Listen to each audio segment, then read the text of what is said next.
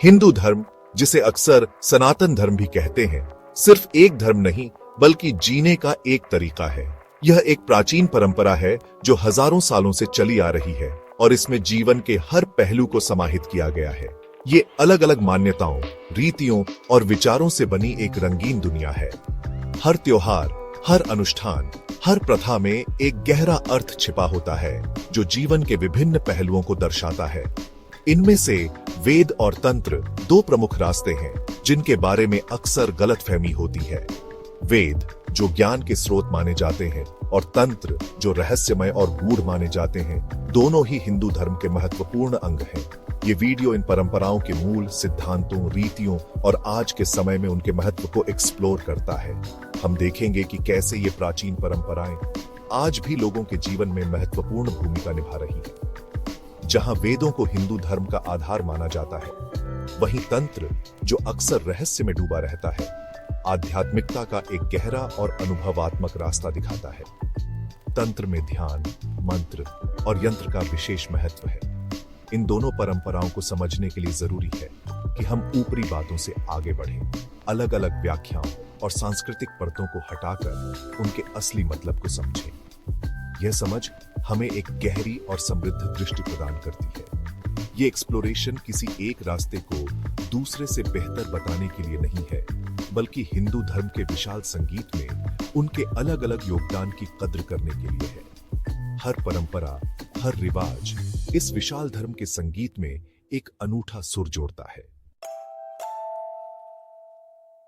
वेद, जिसका संस्कृत में मतलब ज्ञान है, भजनों, प्रार्थनाओं, अनुष्ठानों और दार्शनिक विचारों का संग्रह है। इन्हें अपौरुषेय माना जाता है, यानी इन्हें किसी इंसान ने नहीं बनाया, और माना जाता है कि ये शाश्वत सत्य हैं जो प्राचीन ऋषियों को गहरी ध्यान अवस्था में प्रकट हुए थे। वेद 4 मुख्य ग्रंथों में बंटे हैं: ऋग्वेद, यजुर्वेद, सामवेद और अथर्ववेद। ये जीवन के कई पहलुओं पर मार्गदर्शन देते हैं, जैसे कि यज्ञ करने से लेकर वास्तविकता और आत्मा की प्रकृति को समझने तक। वैदिक भजन प्रतीकात्मकता और रूपकों से भरपूर हैं, जो ब्रह्मांड विज्ञान, नीतिशास्त्र और धर्म की खोज में गहरी अंतर्दृष्टि प्रदान करते हैं और जीवन के रहस्यों को उजागर करते हैं। तंत्र, जिसे अक्सर गलत समझा और गलत तरीके से दिखाया जाता है, एक जटिल और बहुआयामी परंपरा है जो भौतिक और आध्यात्मिक के बीच संबंध पर जोर देती है। तंत्र शब्द का अर्थ है बुनना या विस्तार करना, जो अस्तित्व के विपरीत पहलुओं को एकीकृत करने की प्रक्रिया का सुझाव देता है। तंत्र ब्रह्मांड को दिव्य चेतना, जिसे शिव कहा जाता है, और उसकी रचनात्मक ऊर्जा, जिसे शक्ति कहा जाता है, की अभिव्यक्ति के रूप में देखता है। यह अपने भीतर इन ऊर्जाओं के संतुलित जागरण के माध्यम से मुक्ति का मार्ग प्रदान करता है। वेदों के अधिक कर्मकांडी दृष्टिकोण के विपरीत तंत्र ध्यान, मंत्र और दृश्यकरण जैसे अभ्यासों के माध्यम से व्यक्तिगत अनुभव और प्रत्यक्ष प्राप्ति पर जोर देता है। चौथा भाग, उत्पत्ति और ऐतिहासिक संदर्भ, समय के धागों का पता लगाना। इस अध्याय में हम प्राचीन भारतीय ग्रंथों और परंपराओं की उत्पत्ति और उनके ऐतिहासिक संदर्भों का पता लगाएंगे। माना जाता है कि वेदों की रचना 1500 और 500 ईसा पूर्व के बीच हुई थी, जो उन्हें दुनिया के सबसे पुराने जीवित धार्मिक ग्रंथों में से एक बनाता है। वेदों में ज्ञान, दर्शन और अनुष्ठानों का विशाल भंडार है, जो आज भी प्रासंगिक है। वे वैदिक काल के दौरान भारतीय उपमहाद्वीप में उभरे, एक ऐसा समय जो देहाती जीवन, विस्तृत अनुष्ठानों और एक परिष्कृत सामाजिक संरचना के विकास द्वारा चिह्नित था। इस काल में समाज ने कृषि, व्यापार और कला में महत्वपूर्ण प्रगति की। तंत्र वेदों के साथ जड़ें साझा करते हुए 5वीं शताब्दी सी के आसपास एक अलग परंपरा के रूप में विकसित हुआ। तंत्र ने ध्यान, योग और अनुष्ठानों के माध्यम से आत्मज्ञान की खोज पर जोर दिया। यह शक्तिवाद के उदय के साथ फला फूला हिंदू धर्म की एक शाखा, जो शक्ति को सर्वोच्च दिव्य शक्ति के रूप में पूजती है। शक्तिवाद ने देवी की पूजा को केंद्र में रखा और समाज में महिलाओं की भूमिका को भी महत्व दिया। तंत्र ने विभिन्न स्वदेशी परंपराओं के तत्वों को शामिल करते हुए और उस समय के कठोर सामाजिक पदानुक्रम को चुनौती देते हुए एक अधिक समावेशी दृष्टिकोण अपनाया। इसने समाज में समानता और विविधता को बढ़ावा दिया, जो आज भी महत्वपूर्ण है।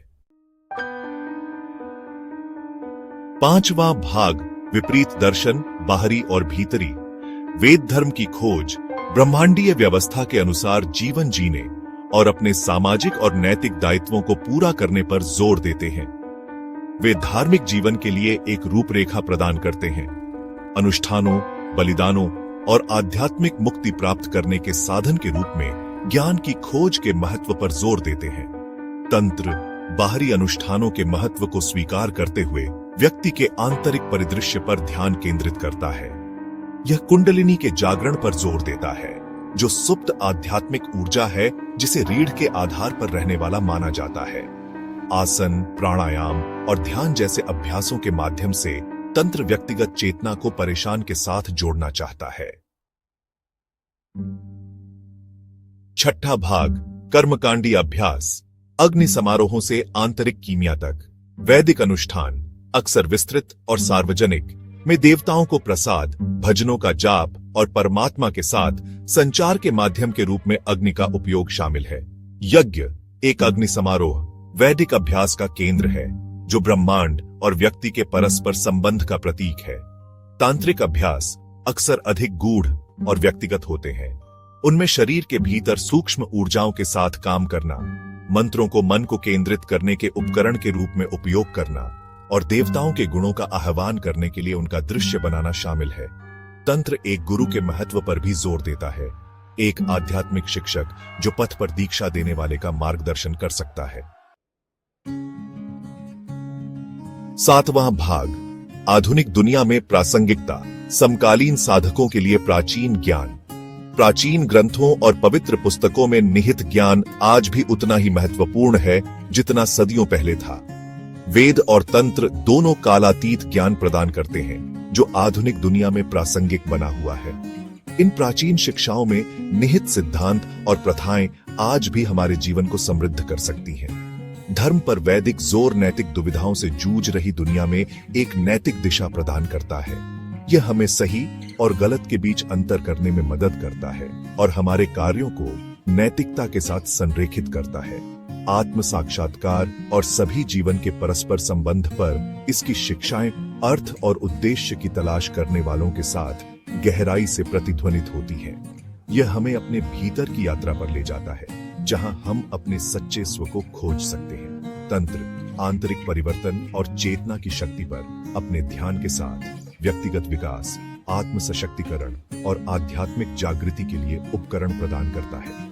यह हमें अपनी आंतरिक शक्तियों को पहचानने और उनका उपयोग करने के लिए प्रेरित करता है। इसके अभ्यास व्यक्तियों को आधुनिक जीवन की जटिलताओं को नेविगेट करने, तनाव का प्रबंधन करने और स्वयं की गहरी भावना से जुड़ने में मदद कर सकते हैं। यह हमें मानसिक शांति और संतुलन प्राप्त करने में सहायता करता है। जबकि उनके दृष्टिकोण भिन्न हो सकते हैं, वेद और तंत्र दोनों आत्म खोज और आध्यात्मिक मुक्ति के गहन मार्ग प्रदान करते हैं, हमें अपने जीवन के उद्देश्य और अर्थ को समझने में मदद करते हैं। हमें याद दिलाते हैं कि यात्रा उतनी ही महत्वपूर्ण है जितनी मंजिल। यह यात्रा हमें अपने भीतर की गहराइयों को समझने और आत्म साक्षात्कार की ओर ले जाती है।